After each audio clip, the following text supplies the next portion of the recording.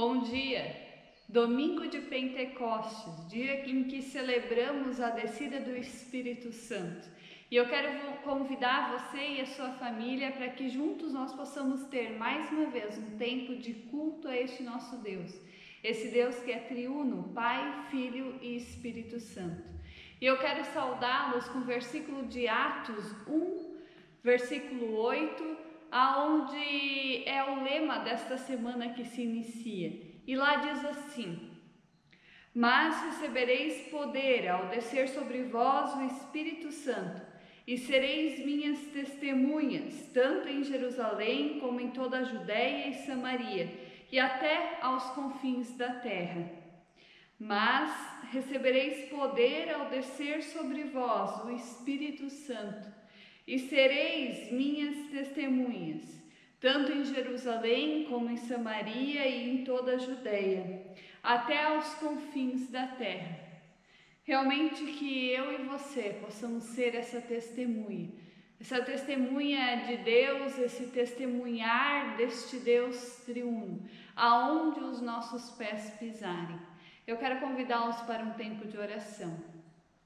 Bondoso Deus e Pai, graças nós te damos, ó Senhor, porque mais uma vez podemos celebrar este culto para Ti, para a honra e glória do Teu santo nome. Obrigada, Senhor, porque Tu permite com que nós tenhamos esse tempo de estudo da Tua palavra. Ó Deus, venha com Teu Santo Espírito falar ao nosso coração e moldar a nossa vida, conforme ao Teu querer e a Tua vontade. Graças Te damos, ó Senhor, por ter enviado Cristo Jesus a este mundo, para aqui fazer a sua história, para aqui, ó Deus, viver, para aqui morrer e sofrer no nosso lugar, para que nós possamos ter perdão dos nossos pecados, vida e salvação em Ti. Assim, ó bondoso Deus e Pai, graças Te damos, porque quando Cristo subiu aos céus, Tu enviou, ó Deus, o Consolador, o Espírito Santo, para permanecer com todo aquele que crê, para conduzir a nossa vida, para nos convencer dos nossos erros e dos nossos pecados. Graças Te damos, ó Senhor, porque em Ti, quando confessamos os nossos pecados, nós temos a certeza do perdão que vem através de Cristo Jesus, que morreu naquela cruz, por amor a cada um de nós. Assim, ó Deus, permaneça conosco, falando a cada um de nós, neste tempo em que queremos ouvir da Tua palavra. Assim, ó Pai, nós oramos no nome do Teu Filho Jesus Cristo, que é nosso Senhor e Salvador. Amém. Cantarei Teu amor para sempre, cantarei Teu amor para sempre, cantarei Teu amor para sempre, cantarei Teu amor para sempre. Os montes correm para o mar, Teus rios de amor por mim, eu abrirei meu coração, deixando a Tua cor entrar, me alegro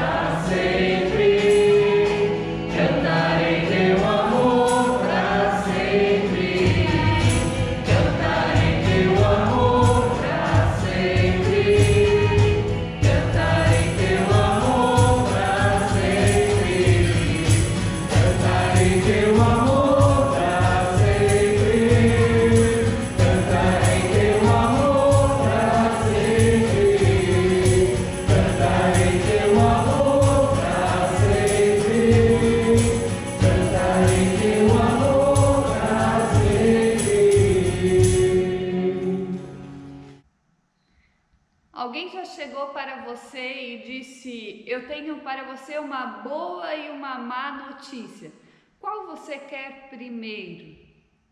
Acredito que em algum momento da nossa vida talvez alguém já tenha brincado desta forma, ou se não, nós mesmos já brincamos com alguém desta forma, tendo duas notícias, uma boa e outra ruim, qual você quer primeiro?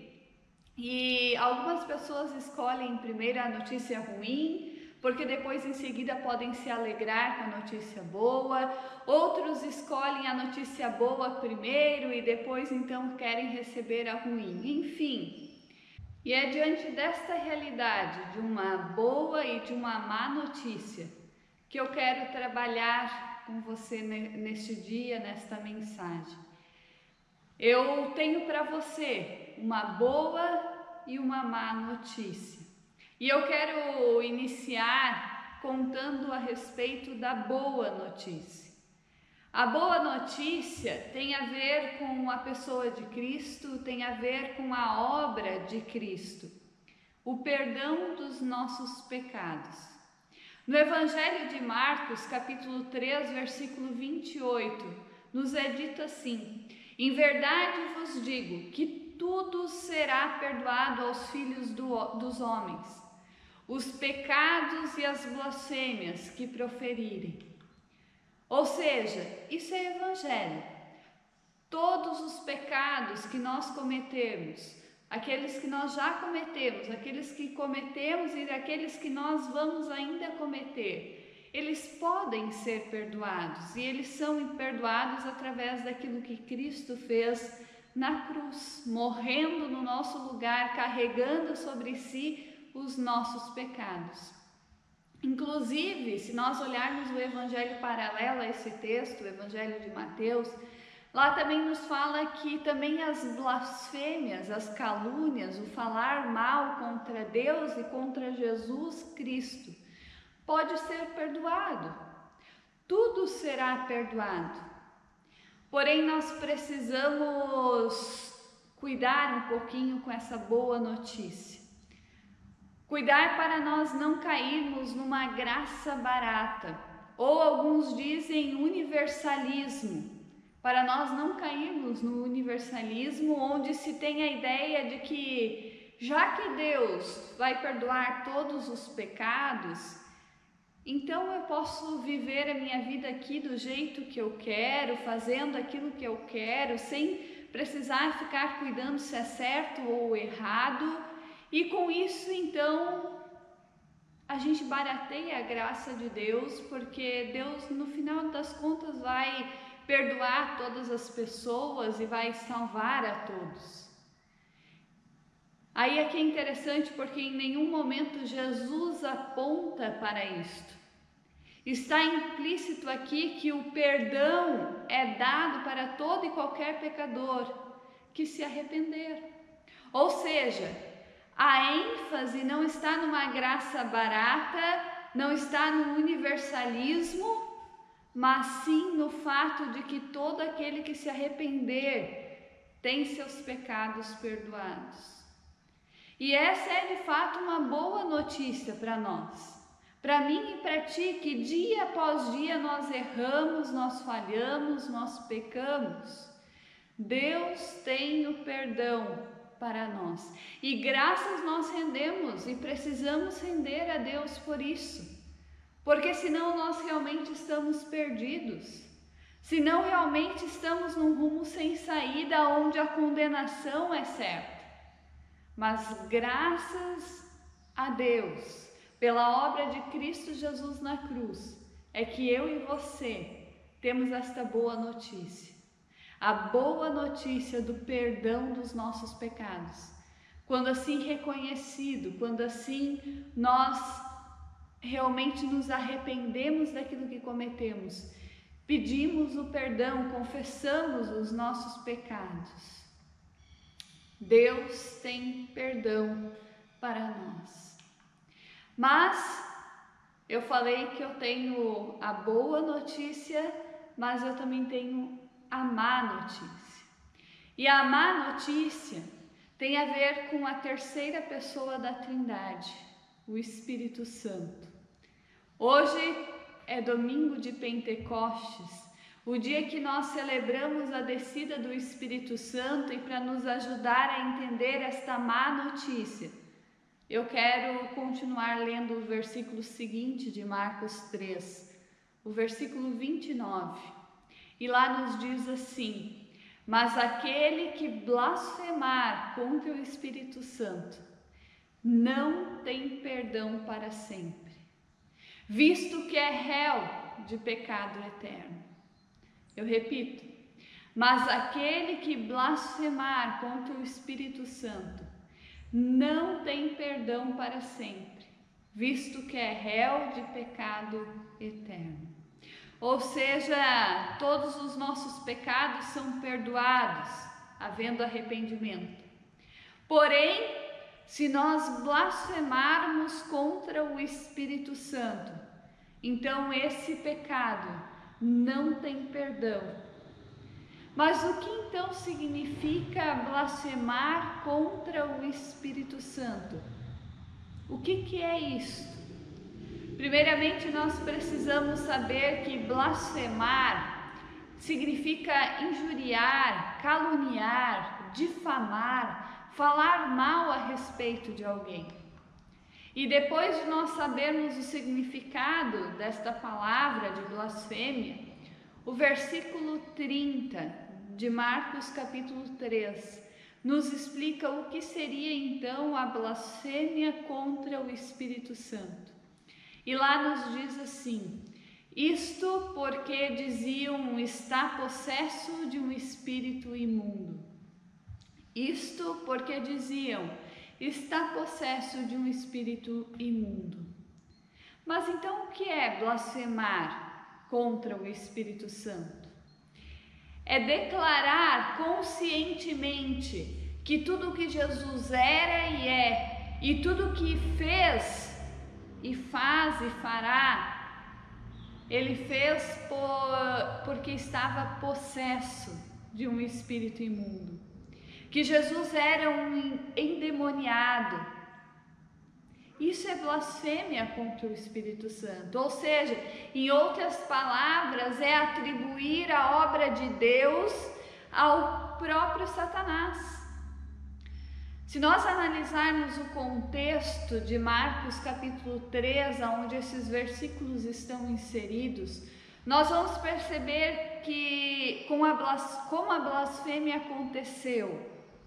Pois os escribas sabiam que era Jesus, mas eles resolveram afirmar que Jesus estava possesso e que ele agiu pelo poder de Beelzebu, um dos maiorais dentre os demônios. E com isso então eles atribuíram a obra de Deus, do Espírito Santo, ao próprio Satanás. E tudo isso conscientemente. Eles sabiam quem ali estava, eles sabiam quem era Jesus, e diante daquela realidade, naquele contexto, em vez de eles afirmarem quem era Jesus, em vez de eles falarem quem agia ali, que era o próprio Deus, o Espírito Santo de Deus na pessoa de Jesus Cristo, eles conscientemente atribuem a obra de Cristo ao poder do inimigo. Diziam que Jesus estava possesso por Beelzebu. E diante desta realidade, Jesus deixa muito claro de que todos os pecados são perdoados, inclusive a blasfêmia contra Deus e contra a pessoa de Jesus Cristo. Porém, a blasfêmia contra o Espírito Santo, esta não tem perdão. Este pecado é imperdoável. Não porque Deus não queira perdoar, mas porque o ser humano se autocoloca numa posição de não querer mais receber o perdão e ter realmente esse arrependimento que brota. Quando o Espírito Santo, que é aquele que nos convence dos nossos erros, que aponta os nossos pecados, é rejeitado, não há mais convencimento do erro e então não há mais o arrependimento. O ser humano sozinho, nós sozinhos, nós não conseguimos nos arrepender do pecado. Se a nossa consciência pesa diante de um erro, se nós realmente reconhecemos as nossas falhas, os nossos pecados, é porque o Espírito Santo de Deus está fazendo isso na nossa vida. Porque nós, como seres humanos, nós não somos capazes de fazer isso sozinho. Nós podemos talvez até lamentar um pouco, mas nos convencer deste erro, nos arrepender verdadeiramente. Apenas o Espírito Santo. O ser humano sozinho não é capaz de conseguir o arrependimento. E talvez você agora esteja pensando, será que eu já cometi este pecado? Será que eu já blasfemei contra o Espírito Santo? E aqui eu preciso dizer que aquele que teme ter cometido este pecado, aquele que tem medo de ter cometido este pecado, aquele que se sente triste, incomodado, pode ter a certeza de que ainda não cometeu este pecado. Porque o Espírito Santo está trabalhando e habitando em sua vida. Porque aquele que blasfema, rejeita o agir do Espírito Santo. E então não há o reconhecimento do erro, não há consciência pesada, não está nem aí se pecou ou não pecou. E essa então, para nós que temos esse tipo de consciência, da preocupação de ter ou não blasfemado contra o Espírito Santo, nós podemos nos tranquilizar. E o que podemos então aprender com tudo isso? Sabendo que, por um lado, a palavra de Deus diz que todos os seus pecados podem ser perdoados, desde que haja arrependimento, claro. Mas, por outro, a palavra nos aponta dizendo, mas aquele que pecar contra, blasfemando o Espírito Santo, deste pecado não tem perdão. O que eu e você podemos aprender com tudo isso? Primeiro, que nós precisamos crer. Crer que Jesus é o próprio Deus encarnado, que fez e faz milagres pelo poder do Espírito Santo e não pelo poder ou agir do inimigo. Crer que Jesus Cristo é o próprio Deus e que age pelo poder do Espírito Santo. Esse foi o problema dos escribas, porque eles sabiam quem ali estava. Mas diante daquela realidade de ver uma multidão seguindo Jesus, de ver toda aquela situação, eles dizem, olha, ele está possesso. Quem age através deles é o inimigo. Precisamos crer que o Deus que nós cremos tem poder. E este poder não é um poder que vem do inimigo, mas que vem do próprio Deus, do Espírito Santo de Deus. Ele tem poder sobre Satanás, ele veio ao mundo para salvar e perdoar toda a humanidade e para destruir todo e qualquer poder do inimigo. Precisamos nós assim crer. Segundo, nós precisamos cuidar com os nossos julgamentos. Cuidar para nós não sairmos julgando os outros, rotulando os outros como alguém que já cometeu a blasfêmia contra o Espírito Santo. Pois é Deus quem tem esse direito e este discernimento de apontar para aqueles que já cometeram este pecado. Então não é meu e não é seu direito de sair rotulando e dizendo fulano já pecou, já blasfemou contra o Espírito Santo. Mas sim é o direito de Deus. É Deus que tem o discernimento e é somente a Ele que cabe esse tipo de julgamento. Terceiro, evite a leviandade. Não brinque com a graça de Deus. Não zombe da misericórdia de Deus. E não deixe o arrependimento para depois. Pois todo pecado é perdoado, com exceção da blasfêmia contra o Espírito Santo. Porém, só há perdão dos demais pecados se houver arrependimento. Caso contrário, nós podemos perecer eternamente, assim como aquele que tem blasfemado contra o Espírito Santo. Então, evite a leviandade. Não brinque com a graça de Deus. Que o Espírito Santo de Deus habite e atue na minha e na sua vida, nos chamando ao arrependimento e nos mostrando sempre de novo o caminho de volta a Deus. Que assim nós possamos deixar o Espírito Santo de Deus habitar na nossa vida e nos conduzir no caminho do Senhor. Amém.